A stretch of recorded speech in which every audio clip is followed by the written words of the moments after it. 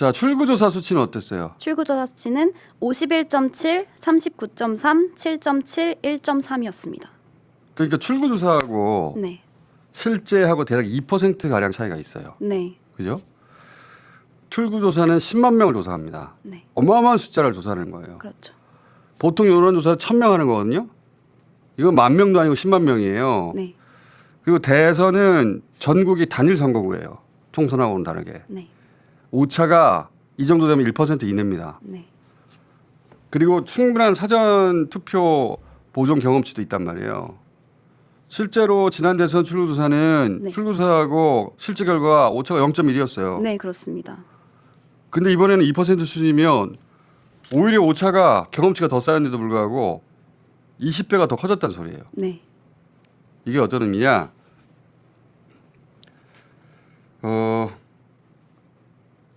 여론조사 마지막까지 두 자리 숫자 차이가 많이 나왔거든요. 네.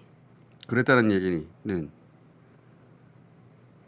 그리고 출구조사가 저렇게 그 2%나 차이 났다는 것은 투표를 하고 나서도 심지어 자기 표심을 숨긴 사람들이 많았다는 소리예요. 투표를 하고 나서는 보통 밝히거든요. 네. 보수가 최대치 결집을 했는데 자기 표심에 대해서 마지막 순간까지도 떳떳하지 않았다는 소리입니다. 네. 떳떳하지 않았는데 그렇게 마음을 숨겨가면서까지 다 나가서 투표를 했는데 결과가 이렇게 되잖아요. 네. 그러면 자괴감 그렇죠. 플러스 자신을 그렇게 자괴감 들게 만든 정당에 대한 원망이 생깁니다. 이런 종류의 후유증은 오래 갑니다. 더구나 이준석 후보의 득표와 김문수 후보의 득표를 단순 합산하잖아요. 네. 그러면 0.7 이재명 득표를 이깁니다. 네, 맞습니다. 더해보면. 네.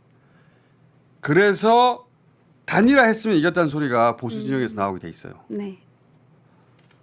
물론 실제로는 단일화해도 못 이겼어요.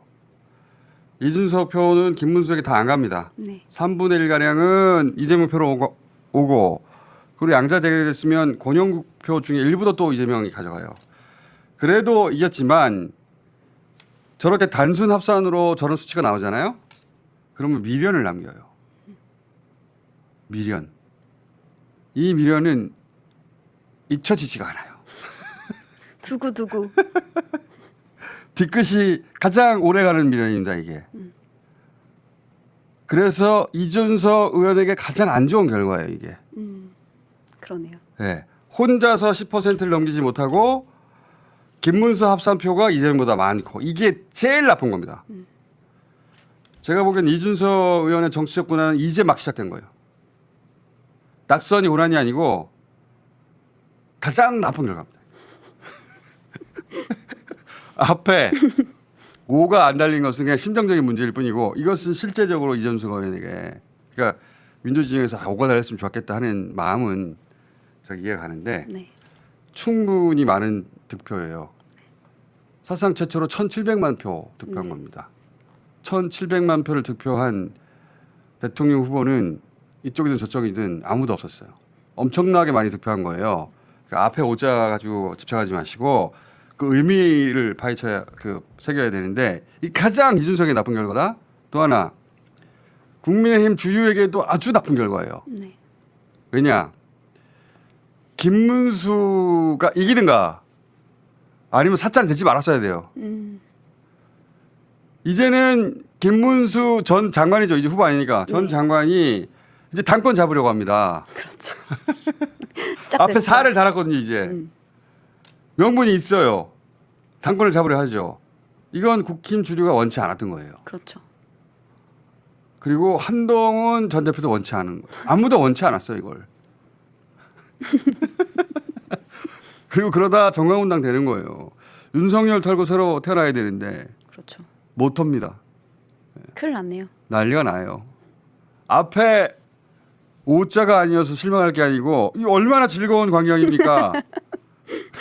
난리가 났네. 난리 나는 광경이에요 이게. 그리고 민주진영 입장에서 보자면 아까 말씀드렸지만 우리 헌정사 최초로 1,700만 표를 득표한 최초의 대통령. 대단한 거예요. 네. 앞으로 저는 이 수치 안 나올 거라고 봅니다.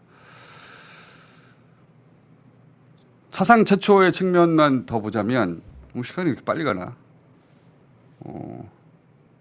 사상 최초 몇 가지만 더 하고 끝내야 되겠어요. 기초 단체장 출신입니다. 인구 100만이 안 되는 네. 기초 단체장으로 출발했거든요. 기초 단체장으로 대통령 될 수 있다는 최초의 사례고 롤모델이 되겠죠 이제. 네. 좋은 사례입니다.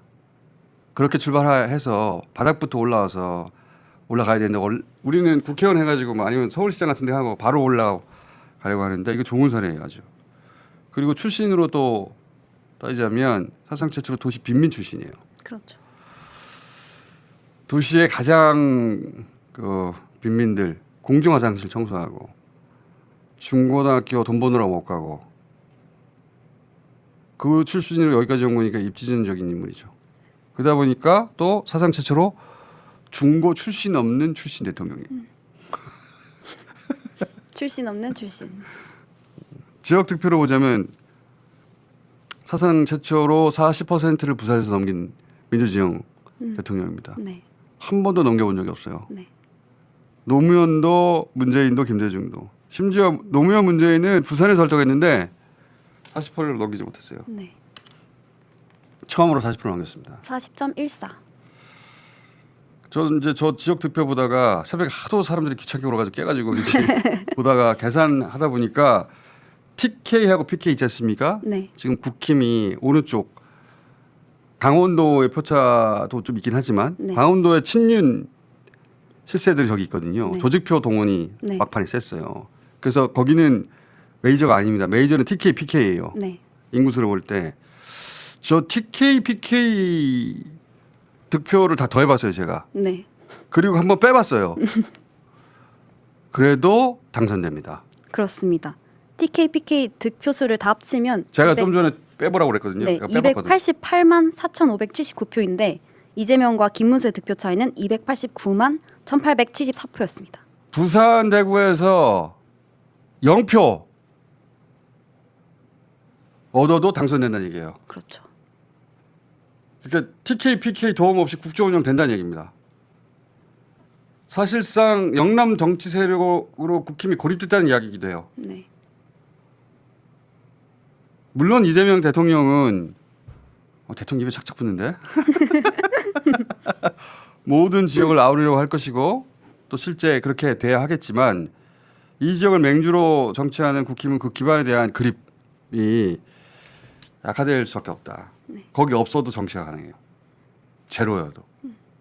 실제 득표가 그렇습니다. 네. 1,700만 표의 힘이 그 정도예요. 네. 자, 그 결과 제가 보기엔 헌정사상 가장 강력한 대통령이 탄생했어요.